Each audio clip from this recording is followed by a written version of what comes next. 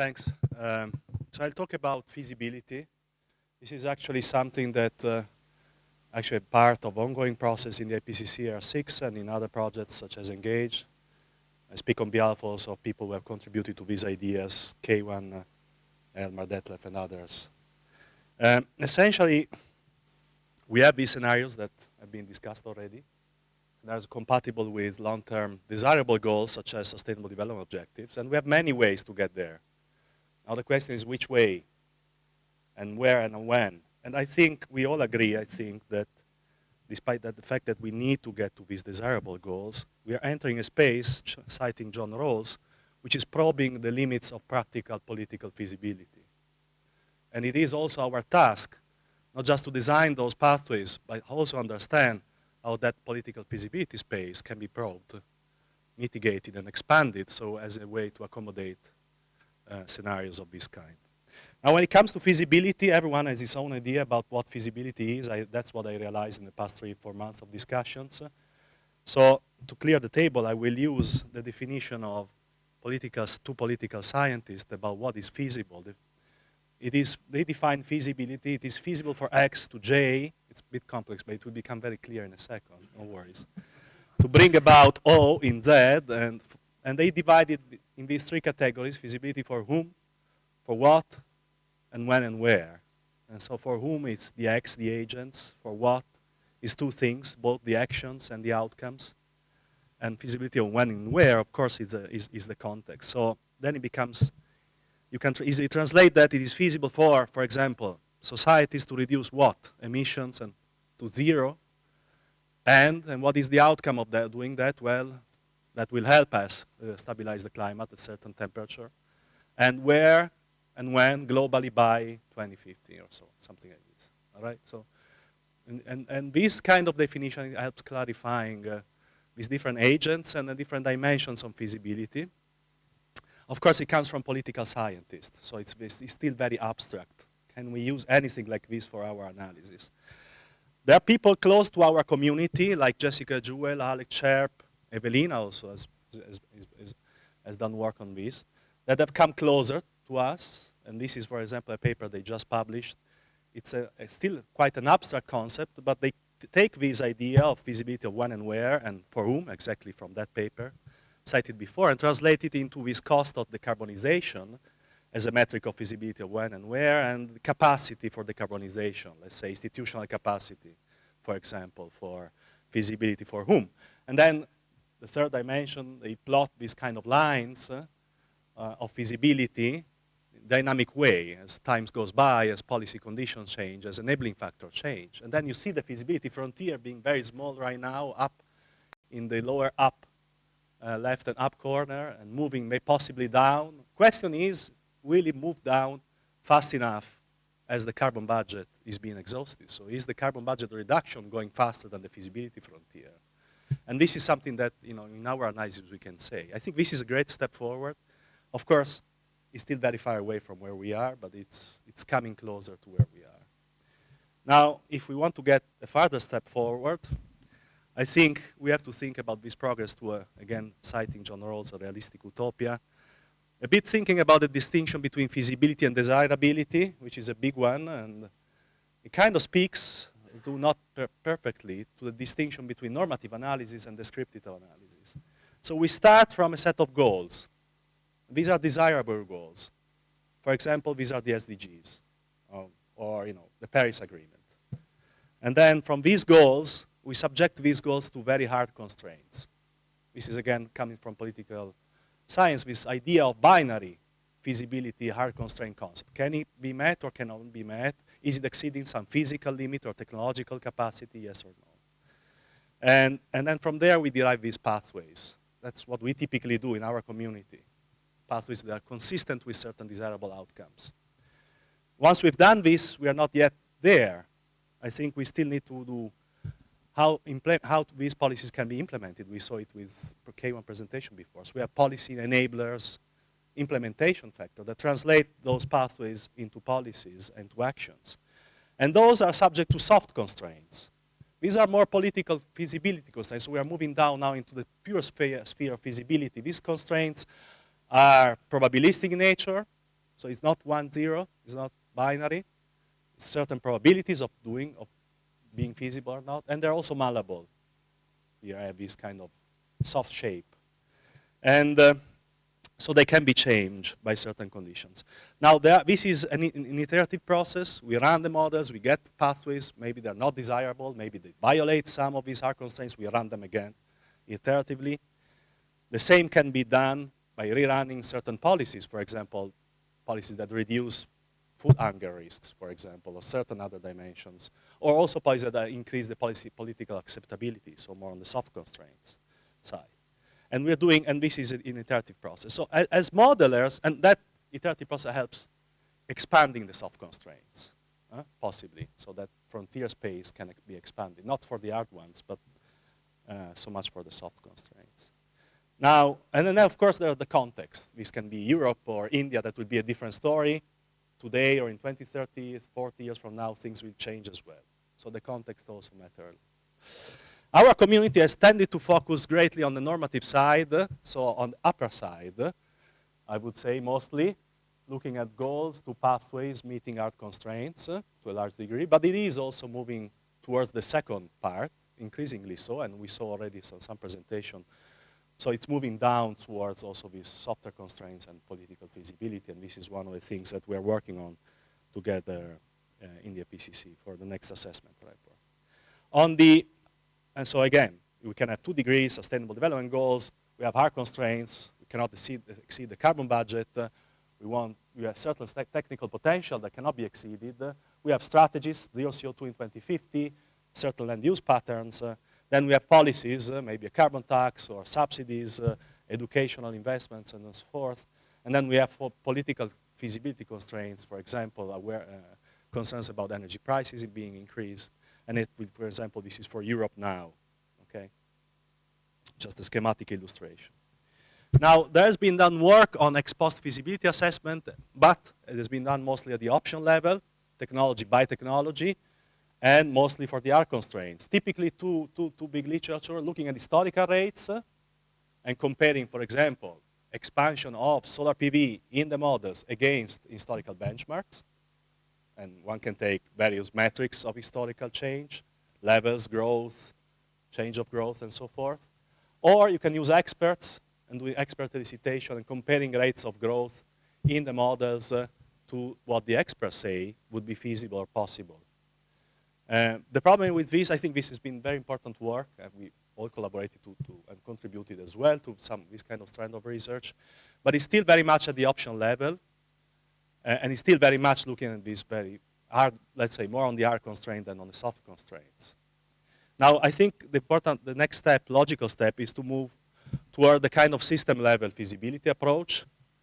And that is something which is very much in progress, and I have a proposal here, open and happy to discuss whether these 5 steps make any sense. First, we have to define 6 dimensions of interest. For example, the IPCC 1.5 special report defined 6 dimensions. I will come back to that later. But also we have to define the granularity at which we're going to look at the system. So we need, obviously, there's been a lot of focus on supply side, but we need to expand also on the demand side and on energy solutions. Second, identify indicators at this option level from literature and as well as expert judgment. And we can categorize those indicators of feasibility for the different dimensions.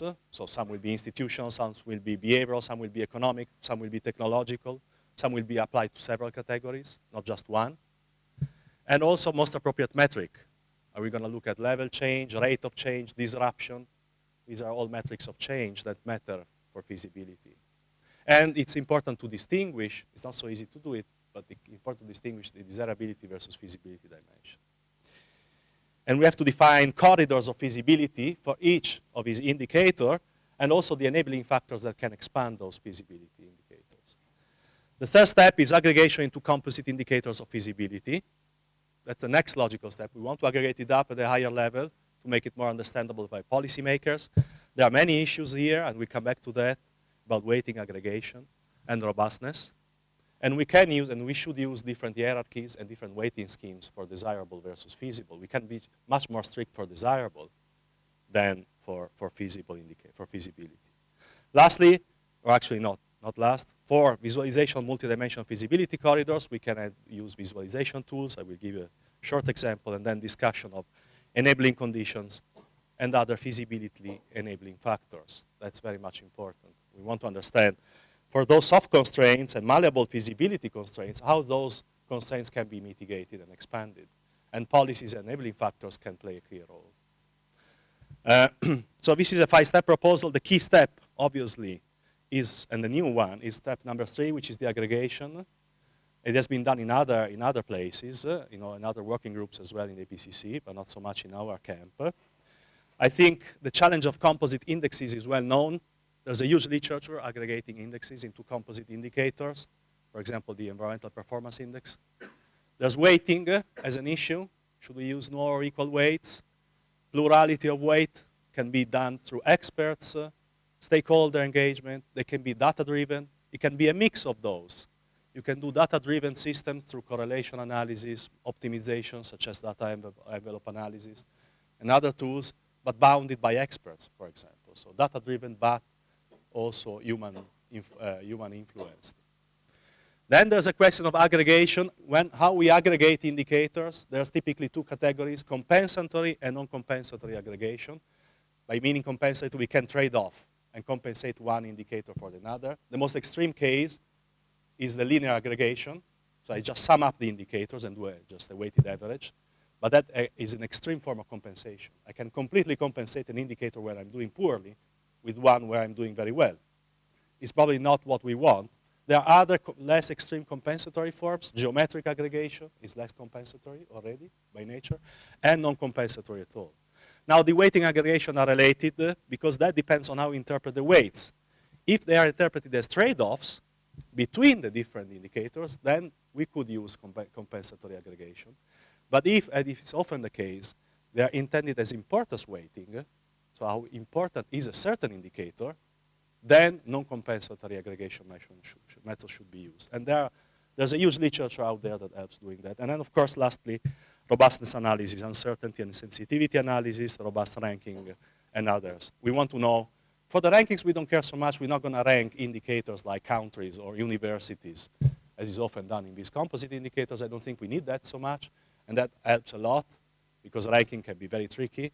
But we want to have composite indicators, ultimately. And we want to make sure that those are relatively robust across various weighting schemes or aggregation schemes and so forth. Ultimately, we want to develop some visualization that provides for various dimensions. This is just a proof of concept, some metrics, different scenarios, scoring high on some and lower on other ones, and then we can play with these visualization tools by restricting certain areas of feasibilities. We can aggregate those up to the 6 dimensions that the APCC 1.5 put forward. We can disaggregate those and go into side, let's say, just look at the economic category and look down at all the economic indicators, for example, so do breakdowns and deep dives for each of these dimensions. But it would be good also to have some aggregate level, and I think the 6 dimensions of IPCC 1.5 is a good start. We can add burning embers type of ranges of feasibility risks, also along with an indication of confidence and agreement in terms of judging those, and capacity of the models to represent some of those dimensions. We've seen the models are moving fast towards a lot of dimensions, but for example, in institutional side, that certainly is not the case, and it's going to remain weak and possibly blurred. But I think that has a lot of potential for saying things about feasibility and also helping visualizing it. I'm going to conclude by showing you just an example of also new scenarios that include some of these feasibility constraints. Looking at irreversible investments, there's a paper by Rosenberg et al. Characterizing irreversible investment and shocks, in a way, if we apply carbon prices immediately to all the assets, creating shocks to the economy in terms of stranded assets. This is a very well-known problem in a transition risk. One can go around it, and this is an application with a which integrated assessment model in the ENGAGE project, by assuming that investments which have been made are irreversible. So they cannot be taxed, for example, by carbon prices, but they will still be there and operational. So then what you're going to see is, for example, for coal for different countries, you're going to see much more capital, depreciating slower over time, and of course you have extra emissions to compensate for. But of course that takes care of something that can create a problem in terms of political feasibility, which is stranded assets. What are the consequences of this?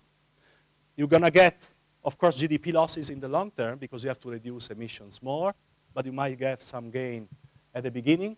And on employment, you're going to see that the employment in terms of labor lost, jobs lost in the coal sector will not be as dramatic as they would be if we were to tax CO2 on all investment right now.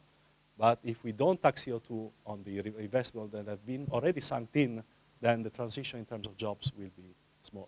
Thanks. Thank you very much, Max.